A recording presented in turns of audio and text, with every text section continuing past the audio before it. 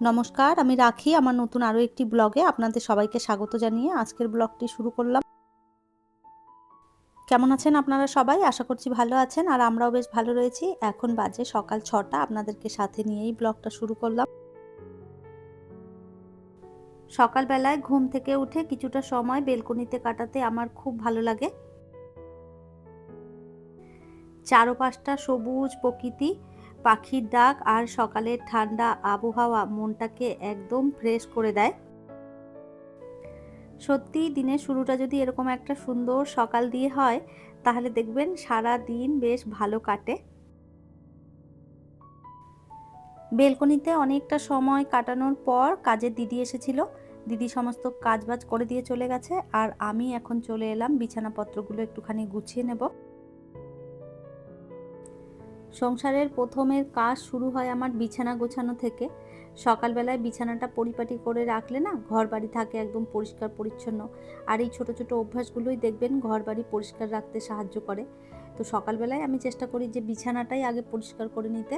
আর এই যে দেখুন বিছানাটা গুছিয়ে নেওয়ার পর ঘরটার লুকটাই মনে হয় বদলে গেল, আলাদা রকমই লাগছে দেখতে। বিছানাটা সুন্দরভাবে গুছিয়ে নিয়েছি, এরপরে চলুন সকালের জলখাবার বানাতে যাওয়া যাক।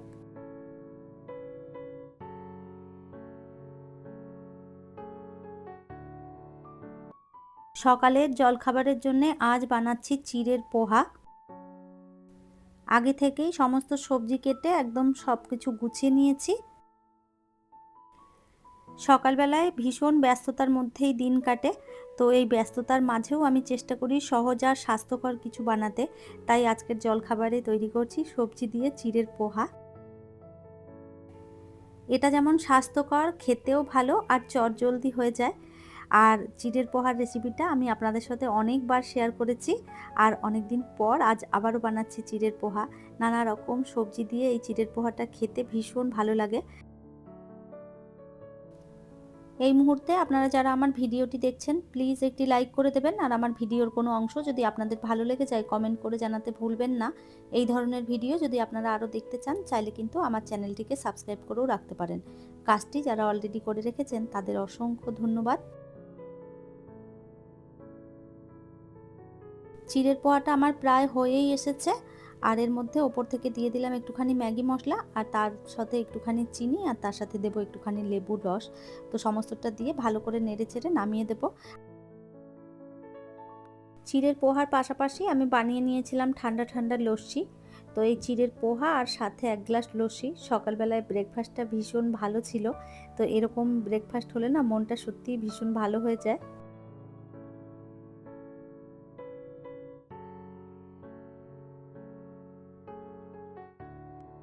সকালবেলায় জলখাবারের পর্ব শেষ করে এবার বাসনপত্র ধুয়ে রান্নাঘরটা গুছিয়ে নেব সুন্দরভাবে। আগে থেকেই কয়েকটা বাসন ধোয়া ছিল ঝুড়ির মধ্যে, সেইগুলো জল ঝরে গেছে। ভাবলাম এইগুলো এরপর জায়গা মতন রেখে দিই, তাহলে বাসনের ঝুড়িটা খালি হয়ে যাবে, আমার বাসন রাখতেও সুবিধে হবে। তো এই যে কাজের তো কোনো শেষ নেই, একটা কাজ করতে এসে হাজারটা কাজ বেরিয়ে যায়। তো গেলাম বাসনগুলো ধুতে, তার মধ্যে এই যে আরও একটা কাজে ঢুকে পড়লাম। বাসন ধোয়ার আগে বাসনগুলো না গুছিয়ে নিলে বাসনের ঝুড়িটা খালি না হলে বাসনগুলো কোথায় রাখবো বলুন তো। আর এই যে সবার খাওয়া হয়ে গেছে আর এরপরে এখন বাসনগুলো ধুয়ে নিয়ে তারপরে দুপুরের রান্না শুরু করব।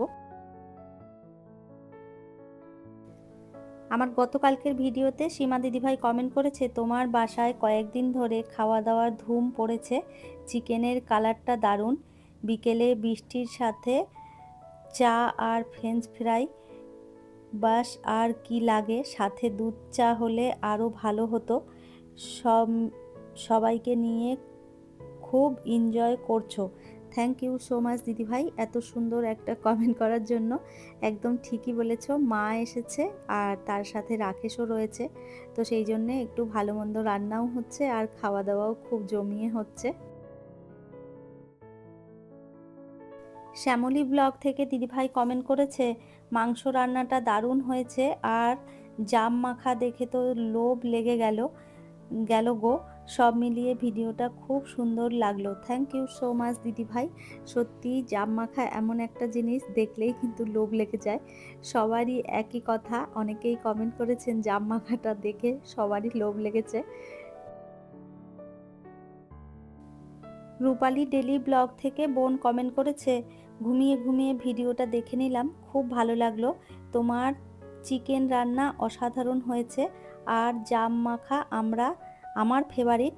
আমরা এভাবে খাই না, আমরা লবণ দিয়ে ঝাঁকিয়ে খেয়ে নিই। খুব ভালো লাগলো আজকের ভিডিওটা। থ্যাংক ইউ সো মাচ বোন, এভাবেই পাশে থেকো। এত সুন্দর একটা কমেন্ট করার জন্য অসংখ্য ধন্যবাদ। আজ দুপুরের রান্নায় থাকছে আলু দিয়ে ডিমের ঝোল, আর সাথে করব মুসুরির ডাল দিয়ে লাউ শাক। আপনারা অনেকেই আমার রান্নার খুব প্রশংসা করেন, তবে আমার এই সাধারণ ঘরোয়া রান্নাগুলো যে আপনাদের এত ভালো লাগে, এটা জেনে আমার ভীষণ আনন্দ হয়।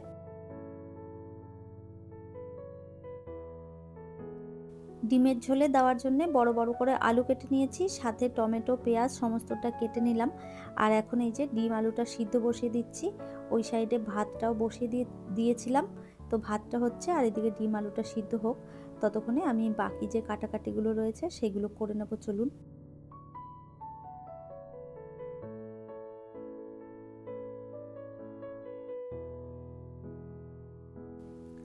ডিমটাও এইদিকে সিদ্ধ হয়ে গেছে। এরপরে ডিমটা নামিয়ে দিয়ে একটুখানি ডাল বসিয়ে দেব। আপনাদের তো বললাম যে আজকে লাউ শাক দিয়ে মুসুরির ডাল রান্না করব। আর আপনারা কারা কারা মুসুরির ডাল দিয়ে লাউ শাক খেয়েছেন কমেন্ট করে অবশ্যই জানাবেন।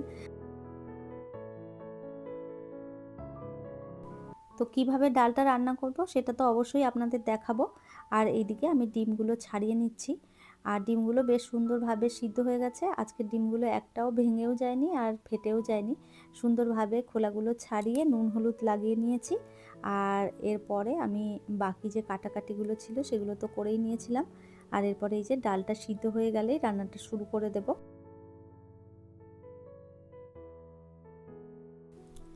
ডাল সিদ্ধ হয়ে গেছে, ডালের মধ্যে নুন হলুদ দিয়ে দিয়েছিলাম। আর এরপরে লাউ শাকটাও দিয়ে দিলাম। জল দিয়ে ভালো করে একটুখানি ফুটিয়ে নেব। লাউ শাকটা সিদ্ধ হয়ে গেলে তারপরে এর মধ্যে আর কি ফোড়নটা দেব।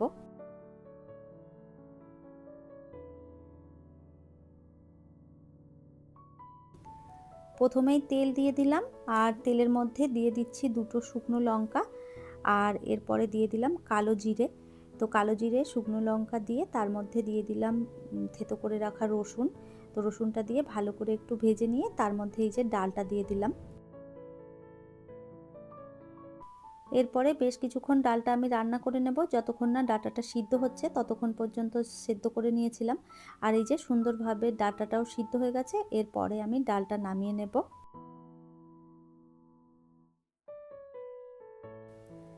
ডাল রান্না নামিয়ে রেখে তারপরে এইদিকে ডিমের ঝোলটাও বসিয়ে দিচ্ছি। প্রথমেই ডিমগুলো ভালো করে ভেজে তুলে নেব, তারপরেই রান্নাটা শুরু করব।